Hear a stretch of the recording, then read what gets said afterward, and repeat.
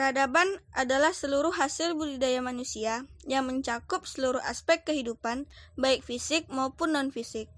Masyarakat yang maju dalam kebudayaan tertentu berarti memiliki peradaban yang tinggi. Peradaban memiliki ciri-ciri dan karakteristik untuk memperjelas dan membedakannya dengan kebudayaan, sebab peradaban dan kebudayaan merupakan hal yang berbeda. Setiap masyarakat memiliki peradabannya sendiri dan ditandai dengan kehidupan yang nyaman. Selain itu, peradaban memiliki wujud moral, norma, etika, dan estetika. Secara bahasa, peradaban atau civilization adalah penduduk yang memiliki kemajuan dan lebih baik. Masyarakat memiliki kebudayaan tersebut sudah pasti memiliki peradaban yang tinggi. Sementara, menurut Arnold Toynbee dalam buku The Stagnation of Civilization, peradaban adalah kebudayaan yang telah mencapai taraf perkembangan teknologi yang sudah lebih tinggi. Pengertian lain menyebutkan peradaban adalah seluruh hasil budidaya. Lalu, bagaimana dengan peradaban Islam? Peradaban Islam muncul dari Al-Quran, kitab yang menjadi pedoman hidup umat Islam. Para sejarawan modern juga sepakat bahwa Al-Quran dan Sunnah merupakan sumber pendorong bagi bangkitnya tradisi intelektual. Kedua sumber tersebut kaya dengan ayat-ayat yang mendasari ilmu peradaban Islam. Pada umumnya, orang memahami peradaban melalui bukti-bukti fisik, sehingga peradaban dinisbatkan kepada bangunan masjid. Namun, orang kadang lupa bahwa bangunan tidak akan terwujud tanpa pikiran, kepercayaan, agama, ideologi, dan yang penting adalah ilmu pengetahuan di balik semua itu. Jadi, peradaban dan kebudayaan tidak dapat diukur dari kemampuan fisik saja. Substansi peradaban Islam ibarat pohon yang akarnya tertanam kuat di bumi, sedangkan dahan-dahannya menjulang tinggi ke langit memberi rahmat bagi alam semesta. Akar itu adalah teologi Islam atau tauhid yang berdimensi epistemologis. Dalam peradaban Islam, tidak banyak orang yang memahami karena pemaknaan dan ruang lingkupnya luas. Salah satunya pengertian agama itu sendiri, yang mempunyai prinsip-prinsip ibadah kepada Allah, serta hidup bermasyarakat dalam sistem kehidupan yang diatur oleh syariat Islam. Peradaban yang mempunyai pengertian agama, memiliki prinsip-prinsip ibadah dan hidup di masyarakat berdasarkan aturan syariat Islam. Lalu, apa itu tamadun? Tamadun berasal dari kata Arab yaitu madana, yang berarti membangun suatu kota atau seseorang atau masyarakat yang mempunyai peradaban. Kata tamadun dapat diartikan kepada keadaan hidup bermasyarakat yang bertambah maju. Istilah lain yang sama pengertiannya dengan tamadun adalah umron, hadarah, madaniyah. Dalam bahasa Inggris, istilah yang hampir sama dengan tamadun adalah kultur dan civilization atau kebudayaan dalam bahasa Indonesia. Sedangkan menurut ilmu Khaldun, tamadun seorang sarjana Islam yang pertama membahas konsep ketamadunan, beliau menggunakan istilah hadarah yang merupakan lawan daripada berdakwah yaitu kehidupan badwi. Beliau juga menggunakan istilah umron yang bermakna pembangunan. Dalam kitabnya Al-Muqaddimah, beliau lebih banyak menggunakan istilah umron yang berasal dari kata amarah. Takmir bermaksud membangun, memajukan, menghidupkan, dan memakmurkan. Bermula pada kurun ke-20, muncullah perkataan tamadun dan madaniyah. Pemikir Islam seperti Muhammad Abduh menggunakan istilah madaniyah berasal dari Madinah yang bermaksud bandar atau kota yang merupakan asas dan tempat perkembangan sesuatu tamadun. Seorang tokoh yang banyak menekuni bidang ketamadunan, Malikul Banabi, mengakui perlunya ketamadunan dipahami kedua-dua aspek dan bukan aspek fisikal saja. Oleh yang demikian, kita dapat simpulkan terdapat kesepakatan di kalangan pemikiran Islam tentang tamadun dan peradaban. Peran agama dalam sebuah tamadun. Dalam bahasa Arab terdapat berbagai istilah yang merujuk kepada makna peradaban, seperti hadarah, sakofah, umron, dan sebagainya. Namun istilah yang secara substansial sesuai dengan watak Islam adalah tamadun. Dari sisi kebahasaan, akar kata tamadun dapat dilacak dari kata din yang berarti agama. Istilah tamadun dapat dilacak dari kata din. Al-Quran menyebut Islam sebagai din. Quran Surah Ali Imran Surah ketiga ayat 19 dan 85. Dan istilah itu sejatinya merupakan konsep seminalnya yang mengandung makna peradaban. Ibnu Manzur dalam Kamus Lisan Al-Arab memaknai kata din menjadi 4. Pertama, bermakna hukum, kuasa, tunduk, mengatur, dan perhitungan.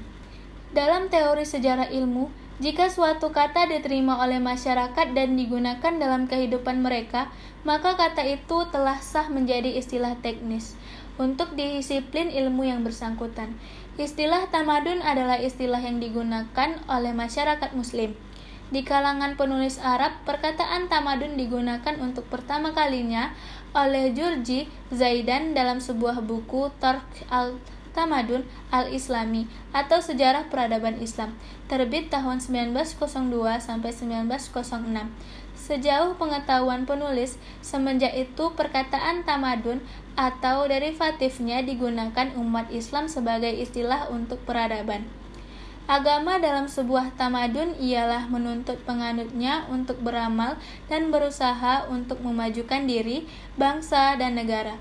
Agama juga membina tamadun untuk mewajibkan umat Islam menuntut dan mendalami ilmu pengetahuan, juga menghendaki umat Islam berpikir secara kreatif dan inovatif, serta Islam juga mengatur peradaban dan akhlak. Kontribusi umat Islam terhadap peradaban dunia. Kontribusi intelektual Muslim dalam peradaban dunia ada di berbagai bidang. Yang pertama, astronomi. Astronomi atau ilmu falak adalah salah satu bidang ilmu yang paling digemari oleh para ilmuwan Muslim selain matematika. Hal ini disebabkan karena kedua bidang ilmu tersebut sangat mendukung peribadatan Islam, seperti dalam menentukan awal dan akhir bulan Ramadan, menentukan kapan hari raya Idul Fitri dan hari raya Idul Adha, dan hari-hari besar Islam lainnya. Yang kedua, matematika.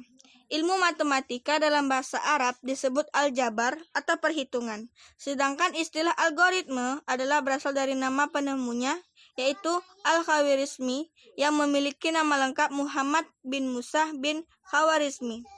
Dia merupakan salah satu ahli matematika Muslim yang terkenal di masa Khalifah Al-Ma'mun, dan ia adalah penulis buku aljabar. Yang ketiga, fisika. Ilmu fisika juga berhubungan erat dengan ilmu astronomi, sehingga karya-karya tentang optik yang ditemukan oleh Hasan Ibnu Haytham dijadikan dasar bagi bangunan ilmu fisika, yaitu dasar bagi Bacon dan Kepler dalam penemuan teropong, teleskop, maupun mikroskop dan dasar-dasar dari fotografi. Yang keempat, ada kimia. Dalam berbagai istilah penting, kimia juga berasal dari bahasa Arab, seperti alkohol, alembrik, alkali, dan kimia itu sendiri.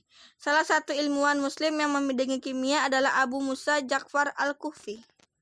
Yang kelima, yaitu ilmu hayat. Dalam bidang ilmu hayat, bangsa Arab tidak berpuas diri saja dengan hasil dari penerjemahan karya-karya bangsa Yunani.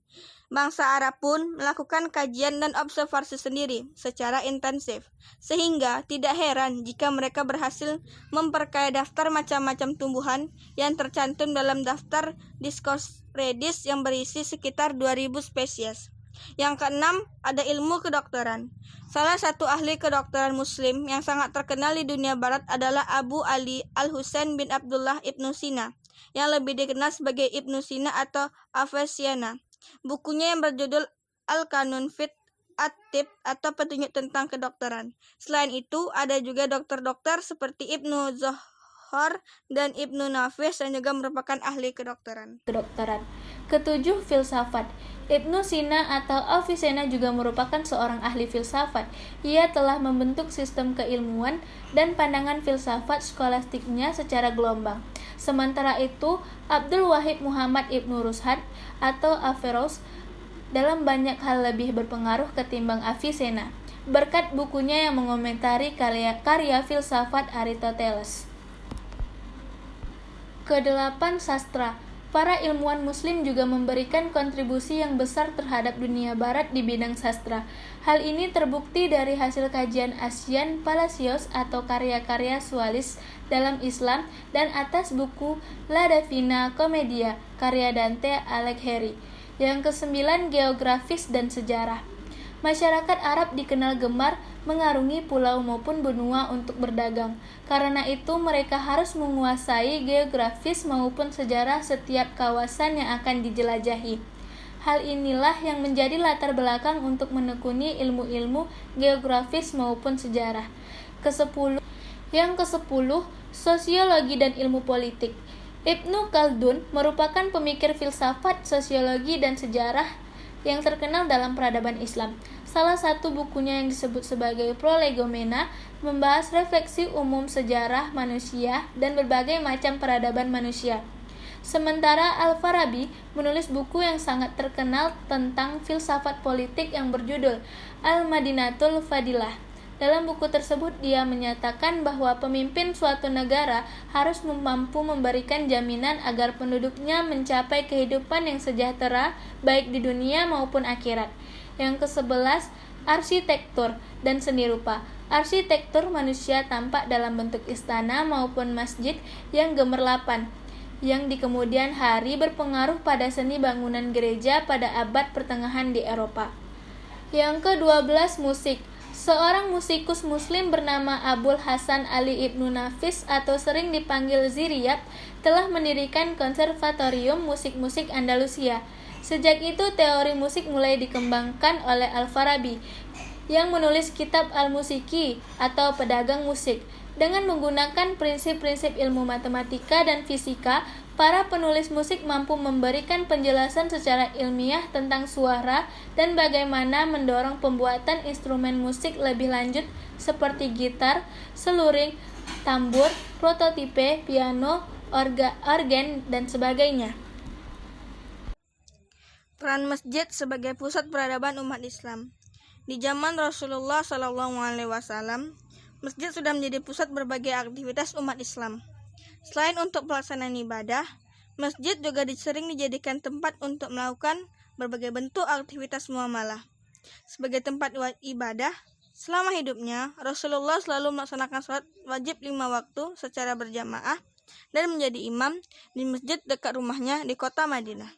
Berbagai bentuk aktivitas muamalah yang bersifat sosial seperti pembagian zakat, penyembelihan kurban, pernikahan, dan sebagainya juga dilaksanakan di masjid.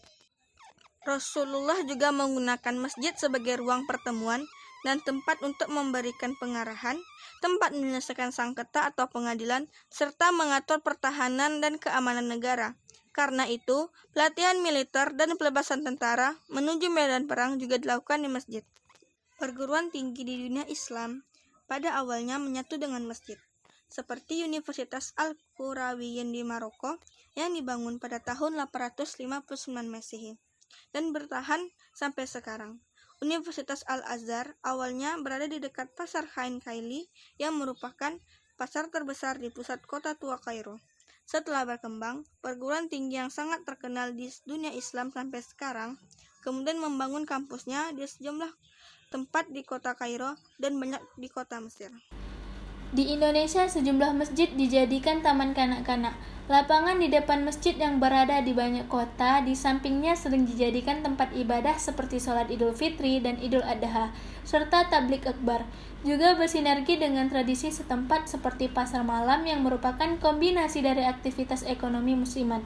Dengan berbagai bentuk hiburan rakyat, lapangan di depan masjid juga sering dijadikan tempat berolahraga dan kegiatan semi militer seperti baris berbaris dan berbagai bentuk seni bela diri.